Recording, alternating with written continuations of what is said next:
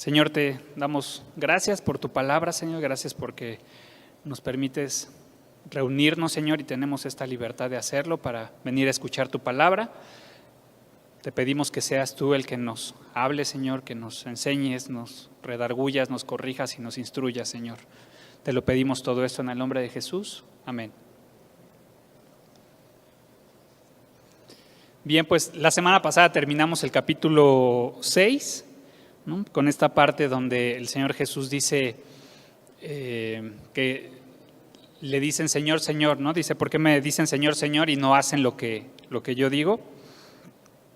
Y hace esta comparación entre el hombre que edifica sobre la roca y el hombre que edifica sobre tierra, ¿no? Y todo el capítulo 6 estuvimos viendo, o la segunda parte del capítulo 6 estuvimos viendo lo que es conocido como el sermón del llano, de la llanura, y hablábamos que esencialmente trata sobre cómo debería ser el amor en el reino de Dios. De hecho, en una parte, un poquito antes de empezar este sermón, el Señor Jesús incluso dice que le habla a sus discípulos, ¿no? Dice que levantando los ojos les habló a los discípulos. Y hoy vamos a ver dos ejemplos de este amor del que hemos venido hablando. Vamos a ver dos ejemplos de cómo el Señor Jesús nos muestra este tipo de amor, ¿no? Este amor compasivo, desinteresado, que es el que al final del día busca que nosotros extendamos también hacia nuestro prójimo. Entonces vamos a comenzar Lucas 7. Dice versículo 1: después que hubo terminado todas sus palabras al pueblo que le oía, entró en Capernaum.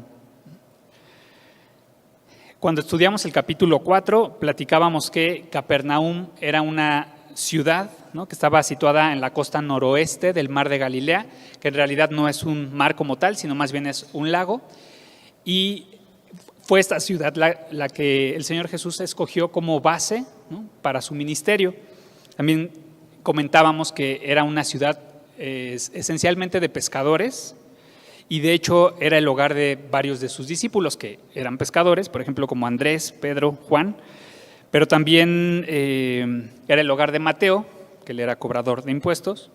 Entonces podemos entender que este sermón de la llanura fue a las afueras de Capernaum, pero tal vez cerca, ¿no? Entonces termina de dar este sermón y entra a Capernaum. Luego dice el versículo 2: y el siervo de un centurión, a quien quería mucho, estaba enfermo y a punto de morir. Y para poner un poquito en contexto, seguramente has pasado pues por partes de la Biblia donde has leído acerca de centuriones, ¿no? Y era un rango, digamos, esencial en la milicia romana. Era una persona que tenía a cargo una centuria, que como su nombre lo indica, ¿no? 100 soldados, y aunque no era el máximo nivel militarmente hablando, sí era una figura importante, ¿no? Como que los ponían en zonas estratégicas y estaban a cargo de una demarcación territorial. Además que tenía también no solo este poder militar, sino tenía ciertas facultades incluso políticas y administrativas, los centuriones, no solo militares. Incluso tenían un uniforme especial que los distinguía de los soldados rasos, ¿no? de los demás soldados, y era el clásico que tenía su casco como con un penacho, ¿no? De manera paralela a su cabeza, además de otros distintivos que llevaba su armadura. Y entonces vemos, o leímos ahorita en el versículo 2, ¿no? El siervo de un centurión, que era muy querido por él, estaba enfermo y a punto de morir. Y a pesar de toda la autoridad que podía y que tenía este centurión, vamos a ver que aparece como un hombre amable, humilde, pero también un hombre temeroso de Dios, alguien que había creído en el Señor Jesús. De acuerdo a la ley romana, ¿no? Hablando de los esclavos, ¿no? Porque era su esclavo el que estaba enfermo, la ley romana permitía que cuando tu esclavo se enfermaba o se lastimaba al punto que ya no podía trabajar, tú ya no lo podías usar, podías matarlo, ¿no? ¿Por qué? Porque para la ley romana en ese tiempo los esclavos eran como cosas, ¿no? Incluso el día de hoy, por ejemplo, si algo se te descompone, algún artefacto de tu casa, y dices, bueno, lo voy a mandar a arreglar, hay veces que te sale más caro la reparación a que adquieras uno nuevo y dices, bueno, pues ya mejor lo tiro, ¿no? Un poco era así, decían, pues ya no puede trabajar, ya no puede hacer sus funciones para el cual tengo a mi esclavo, entonces incluso podían matarlo. Y aquí vemos una relación entre el centurión y su esclavo distinta, ¿no? Un hombre que a pesar de su autoridad está preocupado por su siervo. Y en lugar de deshacerse de él, vemos que dice el versículo 3, cuando el centurión oyó hablar de Jesús, le envió unos ancianos de los judíos, rogándole que viniese y sanase a su siervo. En principio podríamos pensar que pues es lógico que alguien de ese nivel o de ese rango envíe a unas personas, en vez de ir él personalmente, pues suena lógico, ¿no? Que digan, bueno, pues a ver, tú y tú y tú vayan a buscar al Señor Jesús y pídanle esto, ¿no? Pero si te das cuenta, no está mandando a gente de su ejército, no dice que mandó a algunos soldados, dice que envió unos ancianos de los judíos, ¿no? Algunas traducciones lo pueden decir también como líderes judíos, ¿no? Esta parte de que ancianos se puede traducir como líderes, ¿no? Como las cabezas de alguna iglesia. Y dice, y rogándoles que viniese, o sea, le pidió a los judíos que le rogaran al Señor Jesús que viniese y sanase a su siervo, ¿no? Y aquí ves una actitud poco común, ¿no? En alguien, decíamos, de este tipo, ¿no? Un centurión con tanto poder en muchos sentidos, pero además empezamos a ver cómo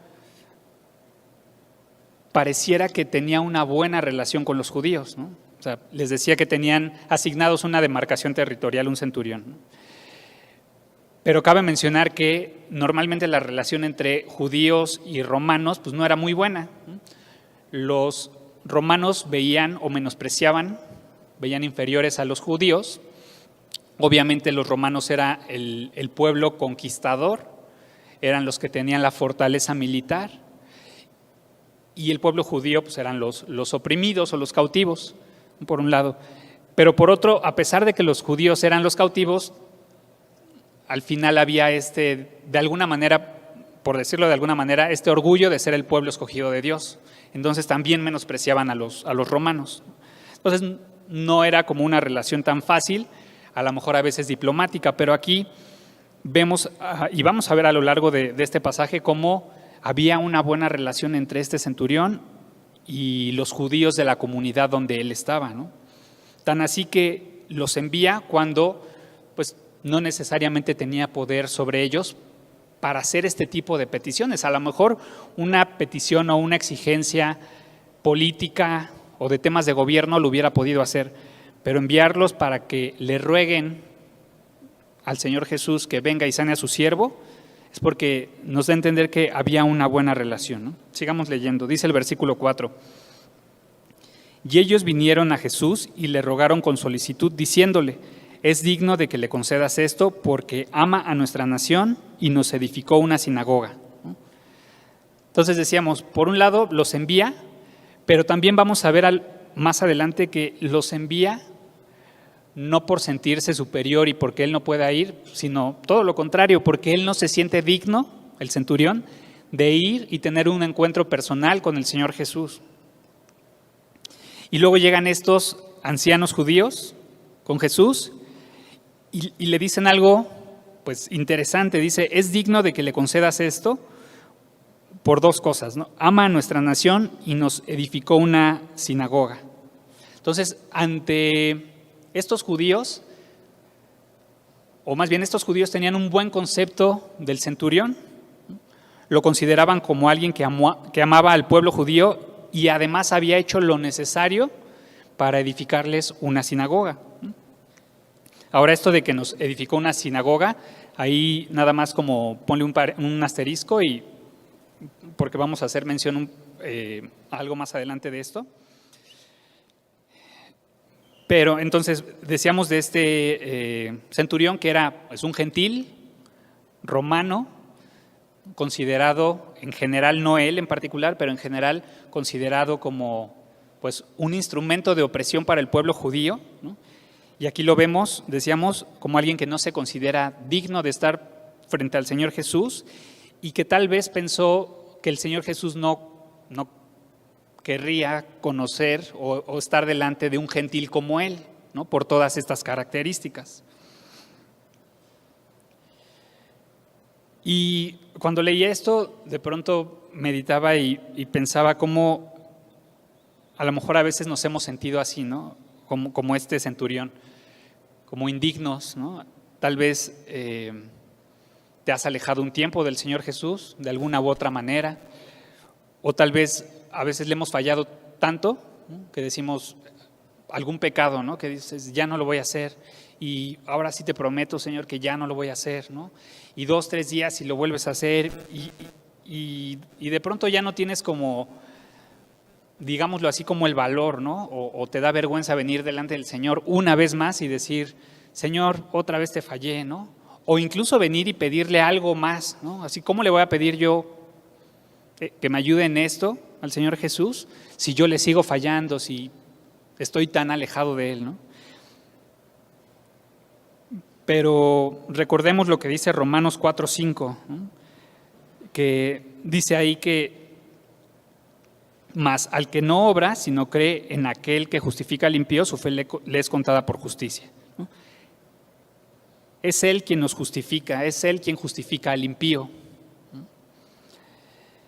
Y por otro lado veíamos la semana pasada justamente en Juan 6:37 como el Señor Jesús dice, al que viene a mí no le echo fuera, ¿no? Entonces es importante recordar que pues no se animó este centurión, pero ¿qué hubiera pasado si se hubiera animado?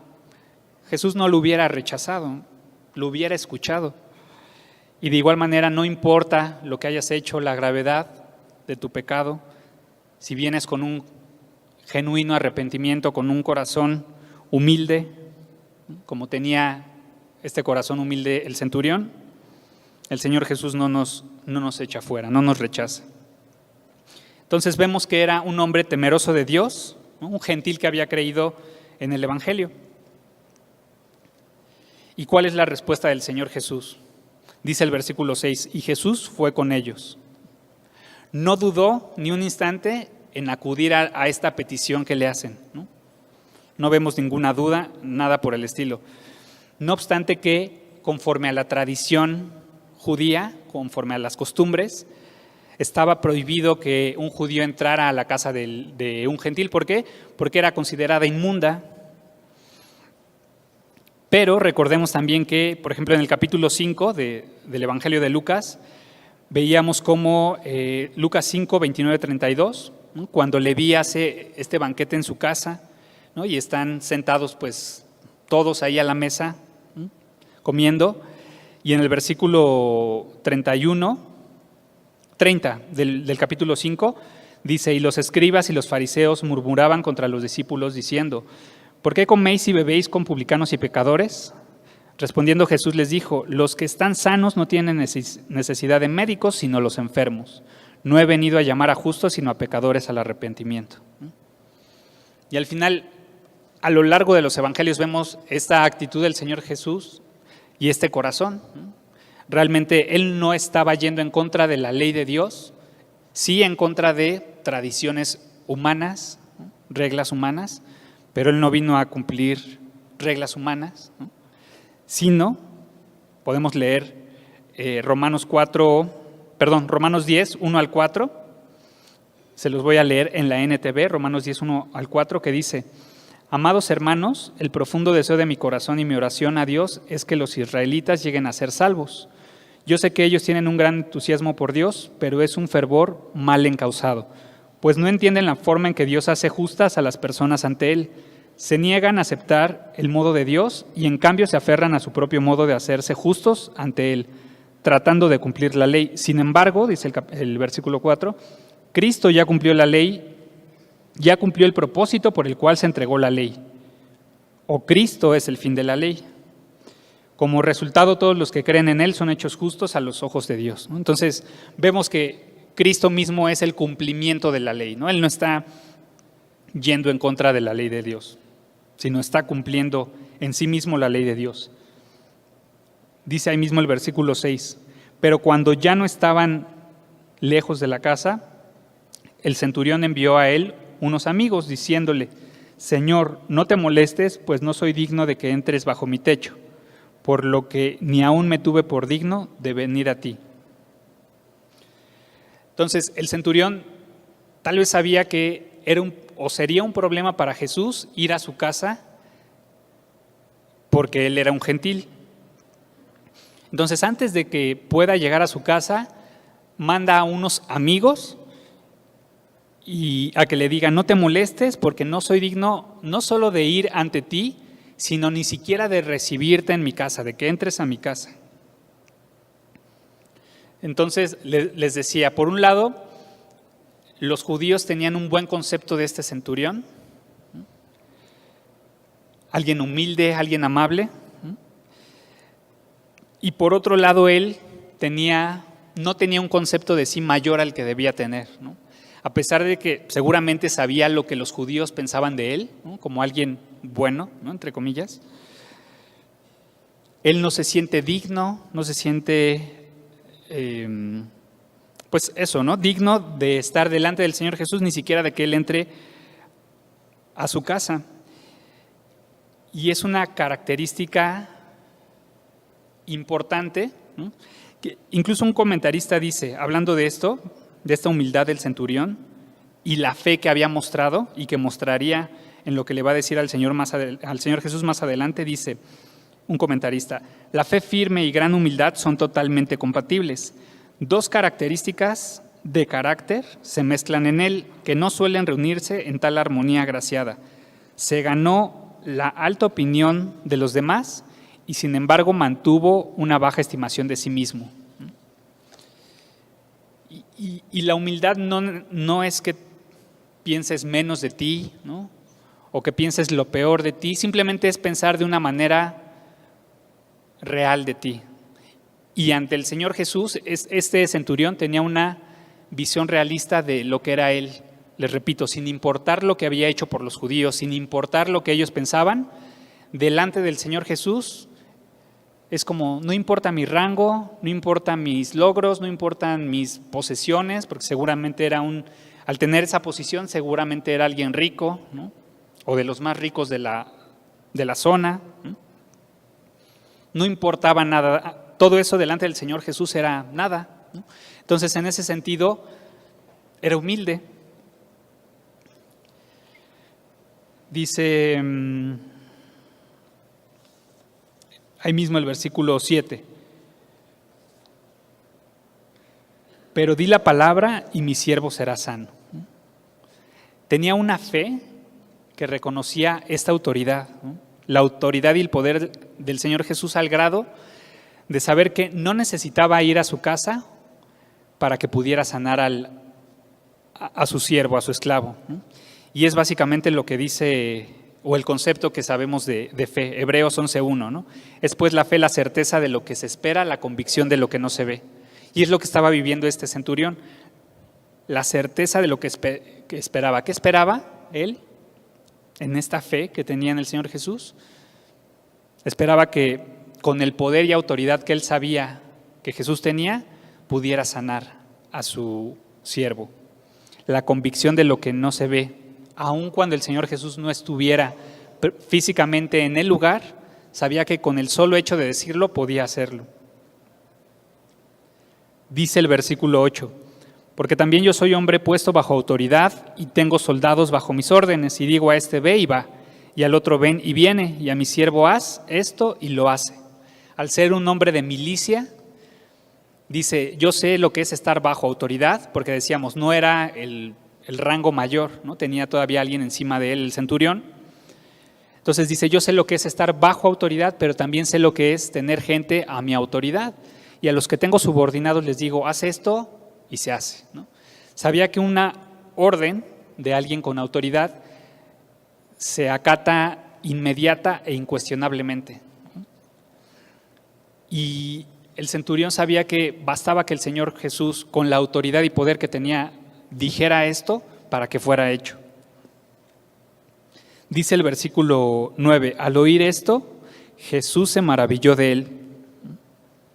Y ahora sí que es maravilloso ver cómo Jesús se maravilló de la fe de esta persona, porque decíamos hace rato, ¿no? Es un gentil soldado romano, por concepto opresor del pueblo judío. Y aparte pareciera que no es que este centurión hubiera presenciado milagros o incluso que hubiera escuchado de viva voz el sermón del Señor Jesús, sino leímos hace rato que oyó de él, ¿no? Tal vez escuchó lo que estaba haciendo, los milagros, pero no directamente, ¿no? Y no había presenciado algo, pero le fue suficiente para tener esta convicción en su corazón de decir, ok, Él es lo que dice ser, ¿no? Él es el Mesías. Aparte, les decía, estaba en una comunidad con judíos, ¿no? Y entonces no dudo que los judíos le platicaran, ¿no?, de lo que decía la ley, ¿no?, del Mesías. Y entonces dice, sí, seguramente debe ser él el Mesías. Por el otro lado, ¿no?, por un lado vemos esta fe, una fe pues tan bella de este gentil, y por el otro lado, ¿no?, o el otro lado de la moneda, acompáñame a Marcos, capítulo 6. Marcos 6, 6:1, Marcos 6:1 dice, salió Jesús de allí y vino a su tierra, es decir, Nazaret, y le seguían sus discípulos, y llegado el día de reposo comenzó a enseñar en la sinagoga, y muchos oyéndole se admiraban y decían, ¿de dónde tiene estas cosas? ¿Y qué sabiduría es esta que le es dada, y estos milagros que por sus manos son hechos? ¿No es este el carpintero, hijo de María, hermano de Jacobo, de José, de Judas y de Simón? ¿No están también aquí con nosotros sus hermanas? Y se escandalizaban de él. Mas Jesús les decía, no hay profeta sin honra, sino en su propia tierra y entre sus parientes y en su casa. Y no pudo hacer allí ningún milagro, salvo que sanó a unos pocos enfermos, poniendo sobre ellos las manos. Dice el versículo 6, y estaba asombrado de la incredulidad de ellos. Y esta palabra asombrado es la misma que en Lucas se usa para maravillarse, ¿no? Entonces, por un lado vemos a Jesús maravillado de la fe de este gentil, y por otro lado vemos a Jesús igual asombrado, maravillado de la incredulidad de los propios judíos, ¿no?, cuando predicó o cuando enseñó en la sinagoga. Volvamos a Lucas.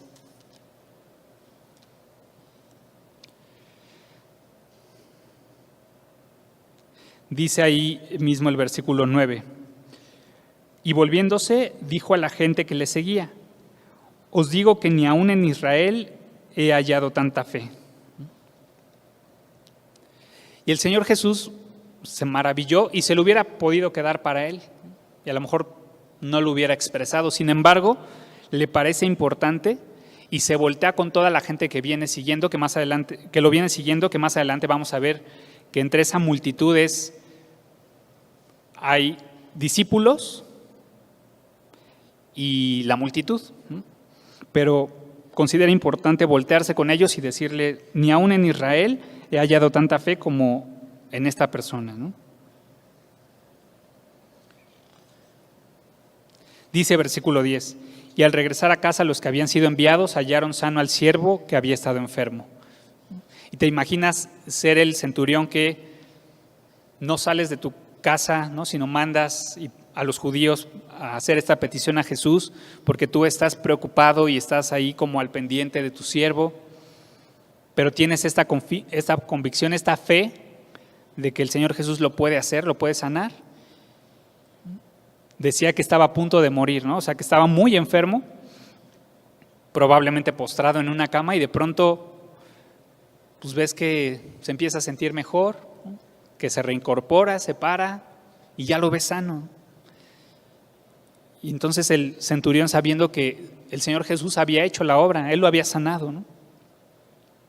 Ahora, nada más como un paréntesis y a manera de aclaración, ¿no?, acompáñame a Mateo 8:5, que es donde se menciona esta misma historia, Mateo capítulo 8, versículo 5. Mateo 8:5. Dice: entrando Jesús en Capernaum, vino a él un centurión, rogándole y diciendo: Señor, mi criado está postrado en casa, paralítico, gravemente atormentado. Y Jesús le dijo: yo iré y le sanaré. Y a lo mejor ya has pasado por esta misma historia ahí en Mateo, ¿no? Y ahora leemos Lucas y dices, o sea, sí fue el centurión, directamente él, pero acá leímos que no se sentía digno. Entonces, ¿habrá alguna contradicción en la Biblia o qué será lo que está pasando, ¿no? Y la verdad es que no hay una contradicción. Hemos platicado en otras ocasiones que los evangelios sinópticos, que son Mateo, Marcos y Lucas, ¿no?, narran desde diferentes perspectivas, la vida o el ministerio del Señor Jesús, ¿no? Y que al ser narrados y escritos en su momento por diferentes personas, va a haber detalles que no son idénticos, pero que justamente no es que sean contradicciones, sino eso que para algunos pudiera ser como lo que, pues los errores, entre comillas, más bien es lo que le da la credibilidad. ¿Por qué? Porque sabemos que cuando personas diferentes presencian un mismo evento, cada quien lo va a contar como lo percibió, y no necesariamente es una contradicción, y mucho menos algo falso, ¿no? Y en este caso, a lo largo de la Biblia, e incluso hoy en día, hay veces que se le atribuyen actos a personas en autoridad que no realizaron ellos mismos, ¿no? Y nada más como para que entendamos a qué me refiero con esto, acompáñame a Juan 19:1. Juan 19:1.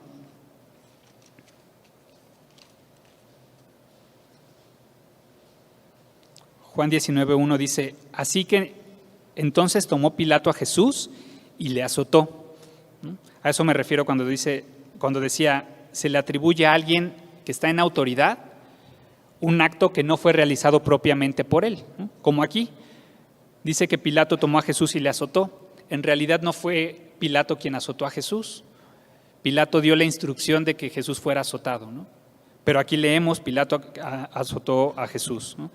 Un poco es eso lo que leemos en Mateo, cuando dice que el centurión fue y le pidió a Jesús que sanara a sus siervos. Otro ejemplo rápidamente en Juan, capítulo 4, versículos 1 y 2, Juan 4, 1 y 2.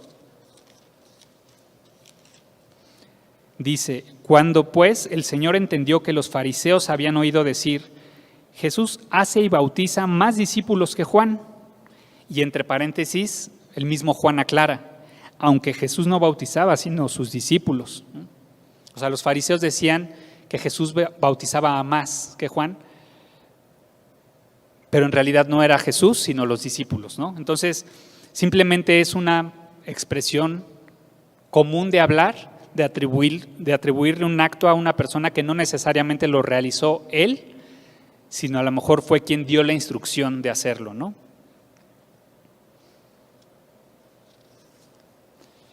Ahora, vamos al versículo 11 en Lucas 7. Volvamos a Lucas 7, versículo 11. Entonces, esta fue la primera historia que vimos, la del centurión. Ahora vamos a ver la de la viuda de Naín. 7:11. Dice: aconteció después que él iba a la ciudad que se llama Naín, e iba con él muchos de sus discípulos y una gran multitud. Entonces sale de Capernaum, después de haber sanado a este siervo, va a este pueblo o a esta ciudad llamada Naín, de la cual no se sabe mucho.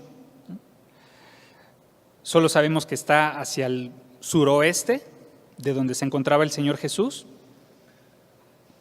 Y digamos, la escena es: sale de Capernaum, va hacia Naín, viene con toda la multitud siguiéndole, entre los cuales están muchos de sus discípulos, y bueno, otra vez, un paréntesis nada más. Dice, muchos de sus discípulos y una gran multitud, ¿no?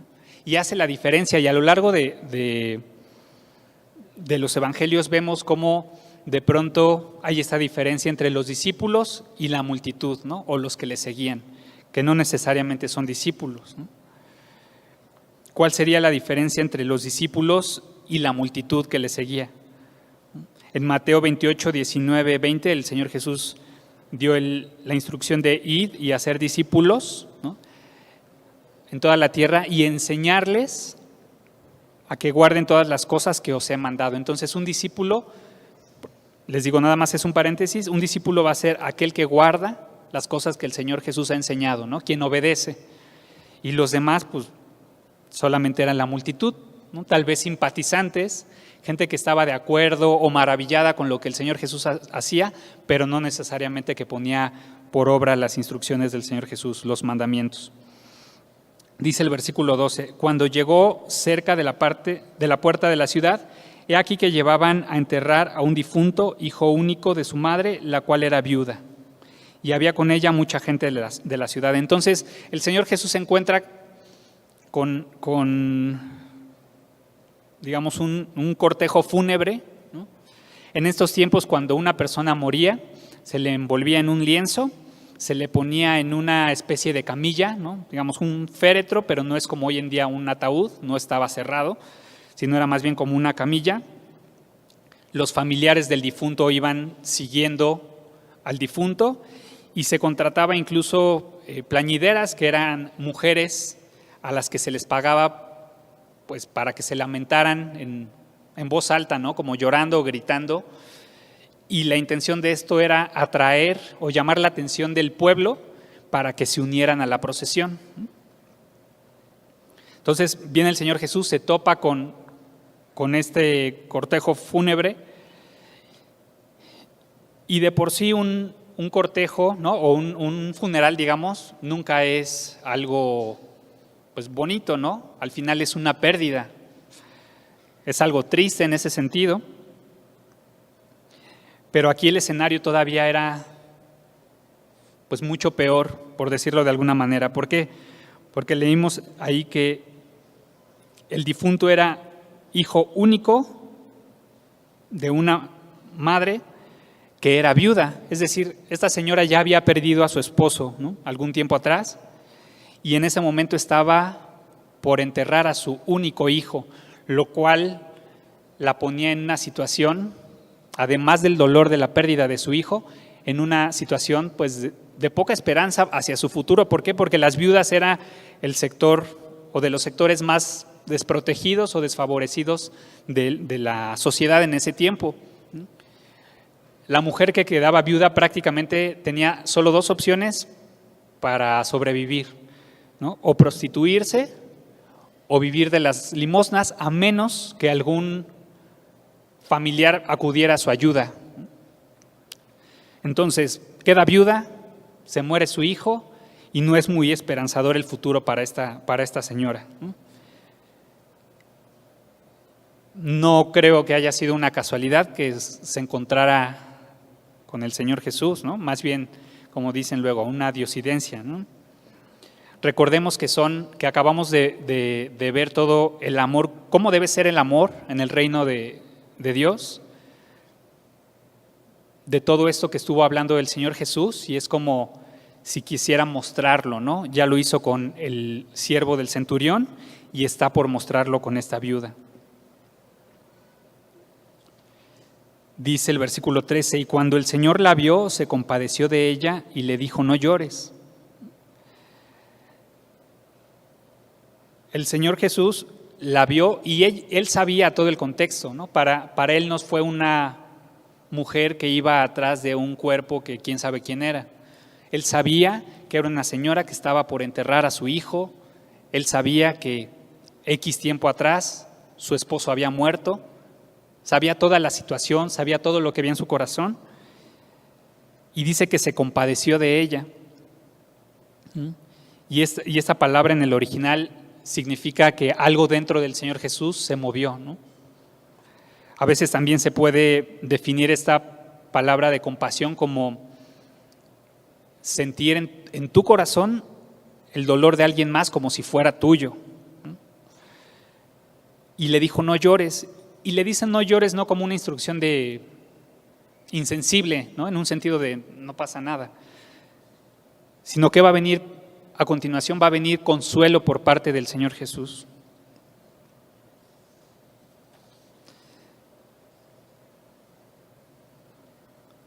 Dice el versículo 14, y acercándose, tocó el féretro, y los que lo llevaban se detuvieron, y dijo, joven, a ti te digo, levántate.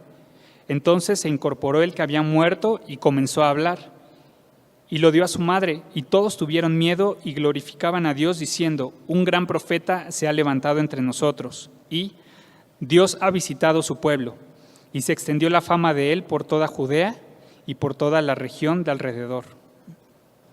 Entonces, no solo se queda en el no llores, sino lo siguiente que hace el Señor Jesús es, se acerca al féretro, lo toca, le da la instrucción a este joven, ¿no? Y le dice, levántate,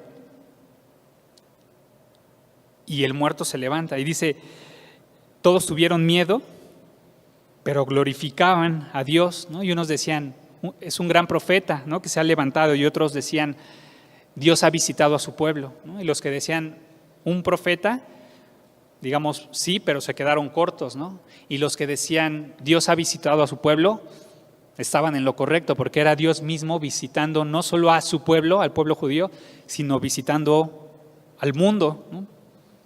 Para salvación. Dice, leía, ¿no? Cuando estudiaba esta parte, leía un comentario que decía, se los voy a leer, dice, hablando de esta escena, dice, en este punto me viene a la mente una famosa anécdota de la vida de D.L. Moody. Se le pidió al señor Moody llevar a cabo un funeral, por lo que decidió estudiar los evangelios para encontrar un sermón fúnebre pronunciado por Jesús. Sin embargo, Moody buscó en vano, ya que cada funeral que Jesús asistió, él acabó resucitando a los muertos, ¿no?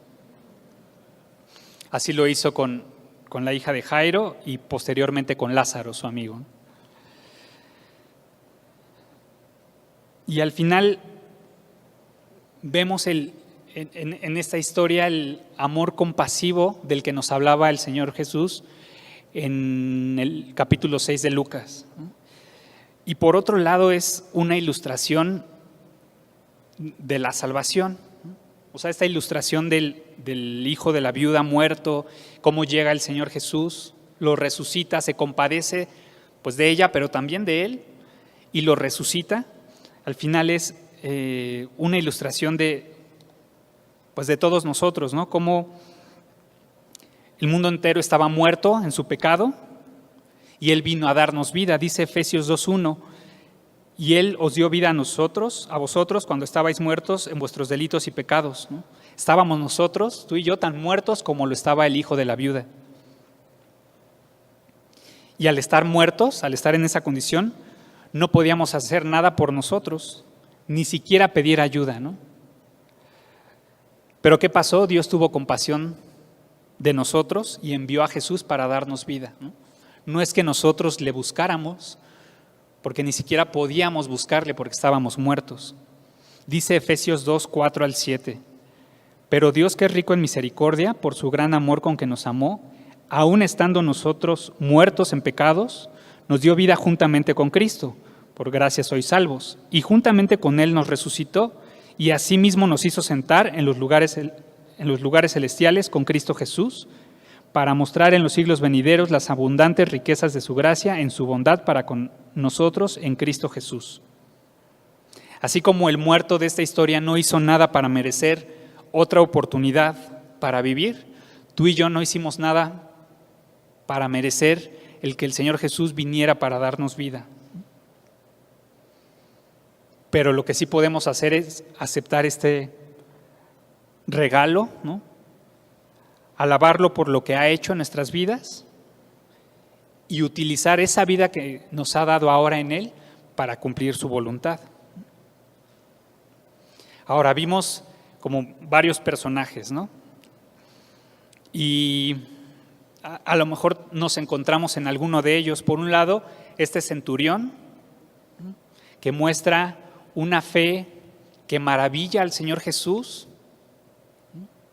Y si lo hubiera sabido, ¿no? Él, cómo su fe maravilló al Señor Jesús, y a pesar del concepto que tenían de él, muestra una humildad digna, digamos, de un verdadero seguidor de Jesucristo, ¿no? Muestra el carácter humilde del Señor Jesús.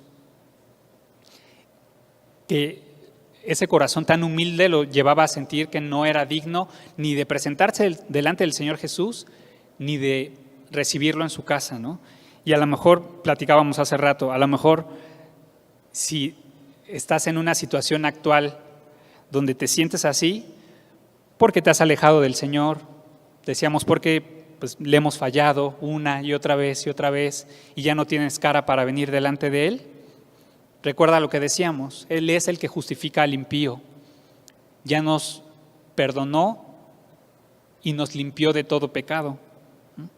¿Qué necesitamos hacer? Simplemente venir con este corazón humilde, sincero, con un genuino arrepentimiento a buscarlo, ¿no? Y veíamos que Él no nos va a rechazar, ¿no? Al que viene a mí, yo no le rechazo, yo no le echo fuera, dice el Señor Jesús. Por otro lado, podría ser la viuda, ¿no? que estaba sufriendo con una pérdida. Y a lo mejor tú estás en estos momentos sufriendo alguna pérdida de cualquier tipo, ¿no? Sea de una pérdida de algún ser querido o en algún otro sentido. Que recuerdes que Dios no es ajeno a tu dolor, así como no fue ajeno al dolor de esta viuda y sintió compasión por ella, pero no se quedó en sentir compasión y decir, híjole, pues qué mal, ¿no? Pobre, sino la consoló al grado, en este caso, de que resucitó a su hijo, ¿no? Y recordar esto, que Dios no es ajeno a nuestros dolores, a lo que estamos sufriendo, a lo que nos entristece, y tener la confianza que en Él podemos encontrar consuelo para lo que sea que estemos viviendo. O si finalmente tú eres como el muerto, el joven muerto, porque aún no has conocido el amor de Jesús, porque aún no le has recibido en tu vida, que tomes esta oportunidad que Dios ha traído, que así como este joven no hizo nada para merecer una oportunidad para vivir, ¿no? Sepas que no has hecho nada, pero no rechaces este regalo de una nueva vida que el Señor Jesús te está dando, ¿no? No tienes que hacer nada porque Él ya lo hizo todo, que es simplemente poner tu fe, tu confianza en el Señor Jesús, creer que Él es el Hijo de Dios que vino a morir por tus pecados y que resucitó al tercer día, como dicen las Escrituras. Vamos a orar. Señor, te damos gracias por lo que has hecho en nuestras vidas, Señor. Gracias porque veniste a morir por nosotros, Señor. Gracias porque nos diste una nueva vida, Señor. Tú dijiste que veniste a este mundo para que tengamos vida y vida en abundancia, Señor. Ayúdanos a vivir de la manera que te agrade, Señor, una vida digna conforme a tu evangelio, conforme al amor que nos has tenido, Señor. Te lo pedimos todo eso en el nombre de Jesús. Amén.